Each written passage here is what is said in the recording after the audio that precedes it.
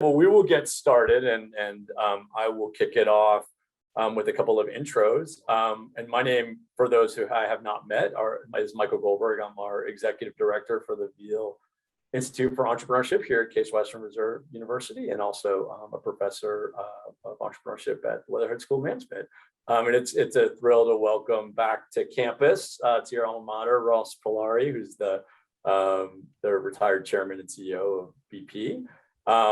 Like all of our sessions, that we have awesome student moderators that run the show, and Ben Pratt, who's in our science, technology, entrepreneurship program with a focus on physics, is going to be leading today's discussion. And if you're new to these sessions, we love audience questions. So please let Ben know if you're watching here on Zoom, just in the Zoom chat. If you have a question, you can raise your hand. If you're watching on LinkedIn, just put a note in the comment, and Julia, Doug, and I will be monitoring.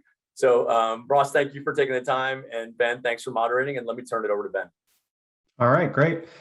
Well, we'll start with just a quick intro of Ross, and then we'll get into more of the moderated talk, and then questions are always welcome. So we'll kick it off. So Ross started here in Cleveland, Ohio at Standard Oil, then moved to BP at the world headquarters, where he worked until he became the CEO of BP's American division from 2001 to 2006. Oversaw of course, the American division for those 5 years, oversaw some great things and some tragedies that we're going to get into. After working there, having a nice term, he worked at Zia Chem, and Zia Chem used poplar trees to create sustainable chemicals. He was on the board of directors there for 3-ish years. And now he works on the advisory board as a member for the CVC Capital Partners. So Ross, it seems like starting to talk about your time at BP would be best. So some of the ups and downs of BP would be great to hear. Well, thanks, Ben, and thanks all of you who joined. Let me echo what was said earlier, which is questions would be welcome, so that Ben and I can take this wherever you would like to take it. So please let us know. I think maybe the place to start is that working in the energy industry is probably the most exciting industry anybody can be in. So I have that as context. If you think about it, whether it was 3 decades ago, last week, or next month, energy is always in the news. It's affected by politics, by economics, and everything else. So the context of my career is an incredible industry, a lot of volatility, lots of ups and downs. When I left Case, I went to Standard Oil of Ohio in Cleveland, thinking that I would have a regional oil company kind of career. But very shortly thereafter, BP acquired Standard Oil, and I became part of a very significant international oil company. And as Ben said, I lived in London for 10 years. I also worked in the Netherlands and also lived and worked in Australia. So a broad background. There were many things that happened in my career, as Ben mentioned, some good, some not so good. But overall, from a career point of view, I would encourage anybody, particularly any students listening in on this, that taking a look at an industry that is vibrant, maybe even controversial, and exciting is a great way to get started. All right. So can you tell us a little bit some of the events that you oversaw as your time as CEO? Yeah, I think one of the first things I'd mention is I'd been head of global marketing for quite a few years for BP before I became CEO of the American region, which is North and South America. I came into that job, was promoted into it in August of 2001. And the reason I think that's relevant is it was 1 month before 9/11. I had been on the job really only about 3 weeks when 9/11 happened. And it was my first experience really of having to react very quickly to something on a global scale and begin to think through what the corporation would want to do. And I mention this because I think it's important background for what came in the future. And on 9/11, what we did in order to respond to what was happening is we immediately, within hours, held all the prices at our retail stations for the remaining month, 2 months, 3 months going forward. And it was a commitment by the company to recognize what had happened. And for me, that was real encouraging, because the culture of the firm was one that said, do what needs to be done to minimize the impact. So we held retail prices across the country, not just in New York. We allocated fuels directly to the New York Fire and Police Departments, and made a statement that the company would do what it needed to do to help out in dangerous times. I think after that, probably the most interesting and the most difficult assignment I had with BP was during our Texas City explosion. And Ben and I have talked about this before we came online. And again, I think it's an indication of what management people have to be ready for and what you need to train for. And so in March of 2005, there was a terrible explosion at our Texas City refinery. 15 people were killed. Another 180 to 190 were injured. And when all was said and done, there was almost $3 billion worth of damages and settlements. And for me, as the CEO of the firm, the first thing we tried to do was to determine what happened. And there were technical people involved in that. I'm not a technical person, by the way. I graduated from Case Western Reserve with a degree in economics. I went on and did graduate work at Stanford, but I'm not a technical person. So I made sure, as the CEO of this particular region, that the technical side, understanding what happened and what we would do, is handled. For me, the issue was really twofold, and it's probably the most difficult thing I've ever had to do, and that was to negotiate settlements with the 15 families that had lost loved ones, and try to decide how, if at all possible, to do what you can to minimize the impact of that loss, and then secondly, to manage the press. I'll come back to the press, but for the families, it was very clear to me that the company would support whatever needed to be done. I learned that in 2001 with 9/11, and again here, and I went into the negotiations with those families basically knowing that whatever they asked for, we were going to give them. And we tried to get through that as quickly as we could to manage their particular personal issues. At the same time, we also had other people who were injured or had effects from the explosion, and we tried to manage reasonable settlements with them. And then the third group were the people who really suffered no damage, no danger, nothing wrong, but asked for a lot of money. And so dealing with those people took the longest, and in many ways was the most challenging, but certainly not the most difficult. From a press point of view, it was up to me to be the one on CNN and Fox News and everything else at the time of the explosion. And my goal there was to try to get my message out and to maintain control of the press rather than letting the press maintain control of us. And so from a background point of view, I was fortunate. I have had lots of press training, lots of interviewing on television before this, but was able to, I think, be able to tell the story of what happened and how we were dealing with it in a way that fit what we wanted to do. So those were the two first things, Ben, that were big challenges, other than the fiduciary duty of just running a large company in this part of the world. Yeah, of course. So you talked about the culture of the company. Can you explain a little bit of that and kind of the difference you saw in the British, I guess the World HQ versus running the American division? Yeah, I think it's probably as much history as anything else. The US division was really the old Standard Oil of Ohio, the old Sohio, which had headquarters in Cleveland. And it was very much a regional oil company. BP was worldwide, very much an upstream company, and much more diverse culturally with respect to nationalities and languages, not so much so in the way we think about it in the US with respect to gender and race. They were focused much more on nationalities.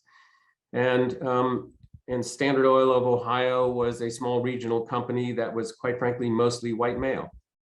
And the culture of the company was not only in the diversity area, but also one of very clear direct management, a very traditional management style. Whereas BP had more of a matrix style of management, where we had functional heads, we had geographic heads, and they had crossed lines of responsibilities.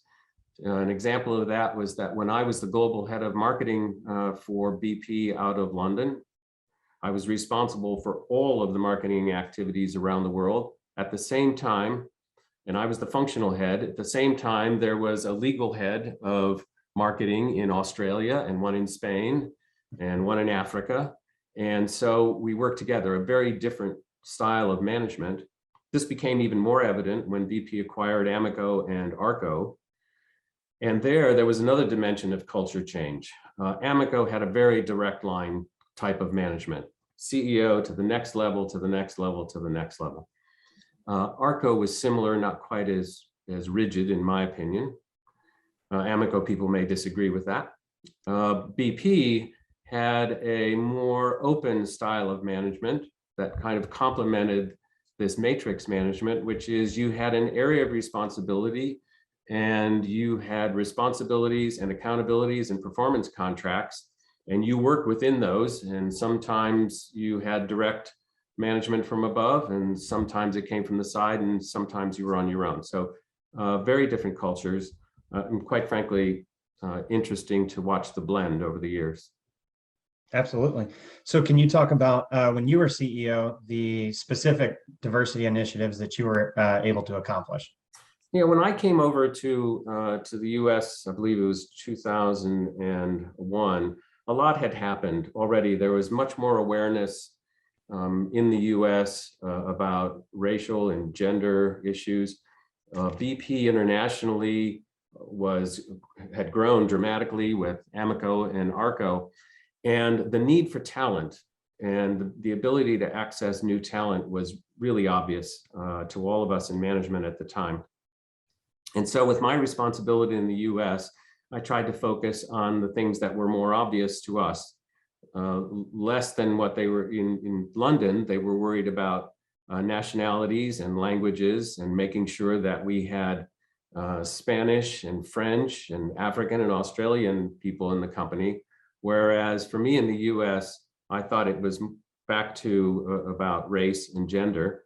One of the things I'm most proud about from what we did then was work with an organization called the Executive Leadership Council, which is a Black organization that really collects data on Blacks in management, of how their progress, their experiences. It provides training programs. And in 2005, I believe, BP sponsored and funded an Institute of Learning for that organization, which allowed many junior level African-American people of color to come and get training and be mentored by either people of color or white males or white females going forward.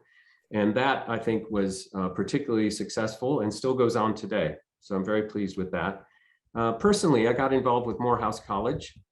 I lectured at Morehouse several times, and shortly after getting involved with them, BP PLC in London put the president of Morehouse on their main board globally. So another big push to try to emphasize what was going on. I think we made great strides, still had a lot to do, and maybe still have a lot to do, I don't know. With respect to women, we were really pushed to try to get more women involved in engineering. BP is a highly technical company. And as the percentage of women in engineering schools increased, we wanted to access that talent. So we worked pretty hard to make sure that in our recruiting that we emphasize that. For me personally, my staff here in the US went from 10% women to 35% women while I was here. So we made good progress there. So the cultures were very different and in many ways localized from the international side in London to what we do in the US, but similar goals, which is all about accessing talent. Absolutely. Well, let's move on to some of the energy initiatives that you oversaw at BP and how you think that that's a great question. Brittany, if you'd like to unmute, go ahead and ask that. Yeah, sorry, I was trying to get it entered before you moved on to the next topic. No problem. Yeah, I think that this is just such a really important topic. It's very timely, I think, for the industry. I guess my question was, is there anything specific about what BP did that you think made them so successful in, and I mean, obviously a part of it is your leadership, but in being so successful in getting the organization to recognize the importance of diversity? Because I feel like when you try to either bring in goals for women in leadership or African-American people in leadership, then, the majority, right, they're saying, well, now I don't matter anymore. And now, it's not as fair as it was for me before. So how do you combat that in an organization that, like you mentioned, was predominantly white male? I think you focus on two things for sure, maybe more as I think about it. But first, you focus on absolute personal commitment. I mean, management has to believe this is the right thing to do because it's about success of the corporation. I think if you think about it as trying to bring diversity into the workplace, then you lose people because they think you're hiring them because you're just trying to change something in the company. But if you're talking about, change the numbers, but if you're talking about access to talent and making sure we get the best people and that the best people stay, it's a much easier and efficient way to get people to buy into it as important and to work hard at it. Because that's the other thing you have to do. You have to work hard at it. You have to go find them and make sure that they are the quality that you need in your company. And we found you could do that. I think the second thing is that goes along with personal commitment that helped me a lot was the global parent in London believes strongly in diversity. At one point in time, David Simon, who was the chairman for a while of BP, said, "We will truly be a diverse company when the management team and the board sit around the table and most of us have to wear headsets in order to understand the conversation." And I think it's a very telling way to think about what's going on. I would also mention, and this is public knowledge, that our CEO is gay. And so the concept of diversity in the company and the openness about diversity was one that was easily talked about. But there is no doubt that we had some people in the organization would believe that someone was hired either for color or gender or some other reason. And I think you deal with those head on and you try to talk to them and you try to make sure they understand it's about the success of the company. And if they don't get it, you'd rather they weren't there. That's great. Thank you so much for sharing that. Sure. All right, well, let's actually get into energy initiatives. Thanks for the question, Brittany. So some of the energy projects that you oversaw at BP, and I would love to know kind of your views, personal views, and then BP's views on climate change. Sure. Let me start with something where I was certainly not in charge and go all the way back to May of 1997. And I think in May of 1997, I was in the US at that time running just a retail business in the US. But it's an important time and date for our company. At that time, our CEO, John Brown, went to Stanford and in 1997 announced that BP acknowledged climate change, agreed that it was there, agreed that there were many things about it that we didn't understand, including just how much impact humans had on climate change, but that there was no doubt that something had to be done about it, and stressed his belief in the precautionary principle, which I also personally believe in, which was we can't wait to find out for sure how much humans are affecting the climate, because once we know that, it's probably too late. So we needed to start making assumptions about it and working with it now. I happened to be at Stanford with John at that time because we were doing many things around that area. And I think that formed the basis for the company saying, okay, we need to do something. What can we do, even though our knowledge of this thing called climate change is still unclear? And also in 1997, BP was the only oil company that acknowledged climate change. The only one that talked about the environment in a way that suggested it was part of our responsibility, along with running a business and making money. And at that time, what we did as a company was we started funding research into climate change with a variety of organizations. We began to develop alternative energy investments, very early days, many of them not successful. I'll talk about that. But importantly, we also said, and I believe this is still important today, actions taken on climate change need to be in the context of the overall consequences. There are many unintended consequences with shifts in how you produce energy. And we made a point back then that this doesn't mean that oil and gas just goes away, because that would be catastrophic economically to many parts of the world. But that we had to begin to blend, and that was BP's position in 1997. We had to begin to blend the provision of energy with the economic realities of the world. So then through the coming years, and while I was CEO here in the US, we started a solar company.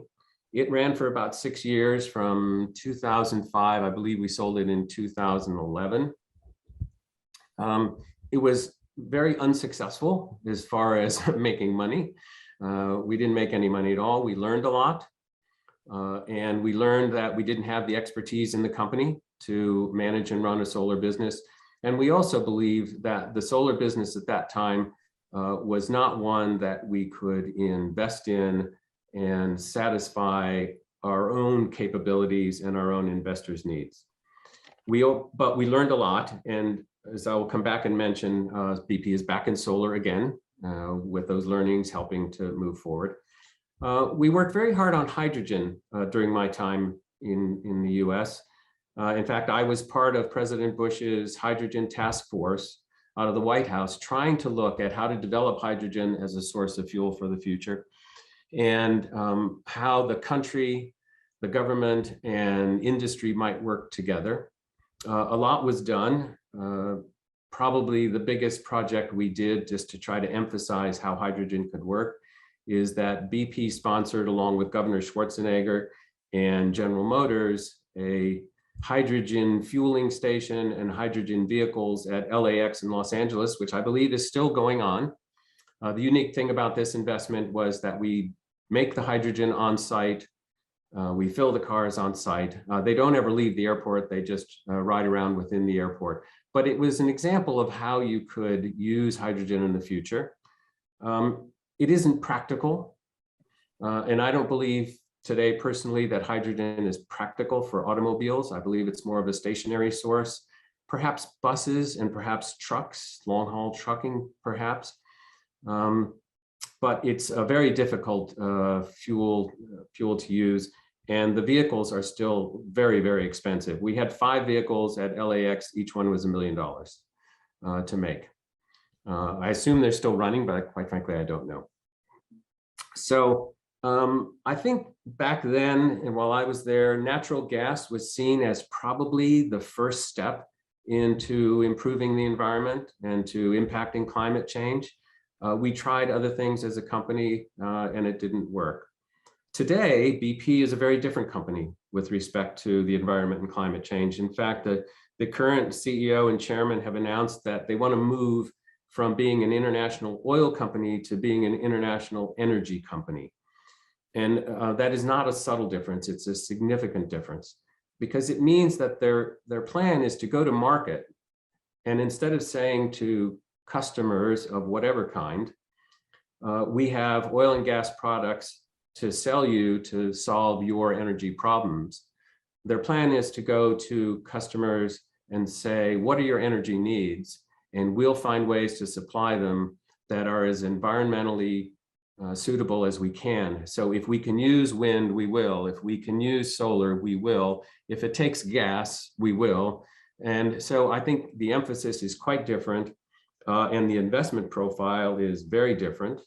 I believe in this coming year, there'll be $5 billion spent by BP in climate-related energy investment, which is a very significant amount of money. I think it is important to say that one thing that has not changed is that as we change energy sources going forward, the impact on the economies of the world and consumers of the world has to be managed. So I personally believe there will be a role for oil and gas, mostly gas, going forward as a continuously decreasing percentage of the energy portfolio. But I think companies like BP actually need to make money in order to invest in green energy. And to do that, they will have to maintain their oil and gas business to some extent over the coming years, do it in the cleanest way possible. But I think you'll see energy companies evolving. In fact, certainly Shell has made big strides here. Eni in Italy has made big strides. In my view, Exxon reluctantly being dragged along. But we'll see how that goes. All right, great. So I think it's worthwhile to also go into the second company that I guess you worked on the board of directors there rather than the CEO. So what was the difference in being the CEO versus being the chairman of the board, and how did you interact with your other chairman? You're thinking about Zeachem? Yes. Yes, Zeachem, I did end up becoming the chairman of Zeachem. Unfortunately, I'm the chairman who shut it down. But Zeachem was a great company, and for me, an incredible career experience in that I went from a large global company, international business, which when I was with BP was the third largest company in the world, huge resources. I never had to worry about going to a bank to get debt for my investments. I just went to the treasury within the company, to a startup company that had angel investors and a process of making cellulosic molecules from poplar trees. Very, very exciting kind of technology. And the reason I was asked to be on that board, I believe, was because they had gotten the technology to the point where they were trying to figure out how to commercialize it. They needed to build a larger pilot plant. They were basically still working off bench in the labs for this technology, which took poplar trees, turned them into a kind of, I would call it a sugar, being a non-technical person, and then turning that into C2 and C3 molecules, which could go into industrial chemicals and into ethanol. And it was fascinating for me because I had to beg for money, which I'd never had to do at BP, although I'd have to say at BP I had to justify what I wanted with the board, but it was not quite the same. And it was a technology that was exciting, but really unproven.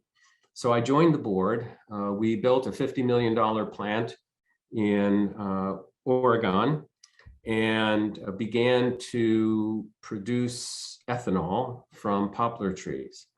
About the time that plant got going, the price of crude oil fell down below $20 a barrel, and there was no way we could compete.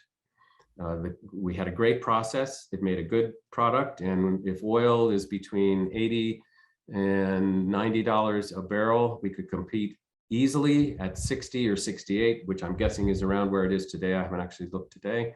It would be a reasonably competitive process. But we had angel investors who looked at that dip and that difficulty and began to back out. So we ended up having to mothball the plant. It is operating today as a tolling facility, but it is a technology that I still have some hope for. Unfortunately, when we could no longer pay off our debt because we couldn't find investors to move us along, I had to go to the bank and offer them the plant, which we had put up as security for our loan. They made it very clear they didn't want it, which then allowed us to restructure the debt. And I think the management team, the small group of 2 individuals who are watching that asset today, are slowly but surely every now and then making a payment on that debt. But is it technology that someday may come back and maybe not? But for me, a fascinating management experience versus a large global corporation. Which one did you find more enjoyable? I must admit, I found the larger corporate one more enjoyable because it was more complex. I found the issues difficult. In a large corporation like BP, when you're in management and you're looking at risk and investment priorities, there is no bad project. Every project is good. And so you have to work very hard, and it's very exciting to try to get the best one and to compete within the corporation for capital. I did enjoy the public side of being in the large corporation. This may sound different when I say it, but I very much disliked appearing before congressional committees on television and being abused on TV. But I also very much enjoyed the excitement and the challenge of being prepared for those sessions. Those are some of the things that I found difficult to do personally, but I learned how to prepare and I learned how to handle them. So when you put all that together, it was just much more exciting than the startup company, although I would do either one again. Awesome. Can you tell us a little bit more about those congressional committees? Yes, I appeared in front of the House 2 times and the Senate 2 times. Both of them were very long and difficult sessions. If you ever watch them on TV, you'll notice that the members of Congress every now and then get up and walk outside and have a coffee, maybe go to the bathroom and come back in, but the people at the table never get to go anywhere. So it's a very long, hard day. I learned that these congressional hearings are actually important with respect to what they're trying to do, but nothing gets done at the hearing. It's before the hearing and after the hearing that you really make progress. So personally, I find the hearings a total waste of time, but the desire to understand what's going on is not a waste of time. It is difficult to do because government representatives and people in business come from very different backgrounds. So I learned a couple of things. The first off, I learned is it's a show and you can't win, they will win. And so your goal is to provide a succinct, clear answer to their question. Hope that it helps in some way, but remember they're performing on TV and you're not. So I think that's the most important thing to keep in mind. The other one is that you cannot prepare enough. In fact, I think this is true for any management position, no matter what you're talking about, whether it's a hearing, investment, or anything else. And I would prepare to the point before going into a congressional hearing where with real reporters, I would do mock interviews with real reporters, and I would prepare such that when I got into those hearings, I was not going to be surprised by any question. And so I think that's critical. The other one is I learned that when they ask a general question, if you don't say anything right away, the guy from Exxon will answer it. So it was a great way to make sure that things were going well. So they were tough. And part of it is the need for people like me to understand congressional process, which is quite cumbersome and difficult, and the need for representatives to try to understand what business is all about. One example, which I mentioned to Ben once before, was a senator who is still a senator, I won't mention his name, asked me why BP doesn't tell the government its true profitability. And obviously I said, well, we do. And he said, no, you don't. You keep 2 sets of books, one you show us and one you don't. And I said, no, that's not true. He then produced 2 documents which showed 2 different numbers from BP saying, see, here's the one you report to the government, but here's the one that's really true. And your profit is 5 times what you reported. Well, one was an income statement and one was a cash statement. And he didn't understand cash, and his staff didn't understand cash. And so the only way through that is to give the best answer you can when you're at a congressional hearing, which is, Senator, I would be most happy to discuss that with you in your office after this hearing, because I believe there is a misunderstanding as to what you've just presented.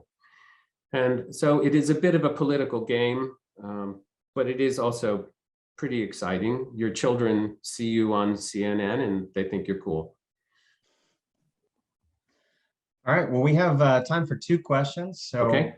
please feel free as the audience to ask anything you'd like. Just unmute and go right ahead. Ross, this is Grant. I wanted to go back to your time both with the startup and with BP in working with the board of directors. And I'm always interested in how do you get the most out of your board, you know, especially if you're the CEO. How do you Sure. get your board to work for you instead of working for the board? You bring in all these talented people and getting them to really help shape a brighter future for the organization. How do you best do that? I think the first thing you do is make sure you never surprise them and you involve them. And so I always believed, especially when I was going into BP's main board in London, that I never went in with a proposal to the main board that I didn't already know would be accepted. And that's because I had already worked it behind the scenes. I had invited board members to meet with me one-on-one. Now that takes their willingness too. They have to be willing to put in that time. But I think the best way to work with a board is to work with them one-on-one, not in the formal sense of a board meeting, but in the sense of a partner on whatever you're trying to do.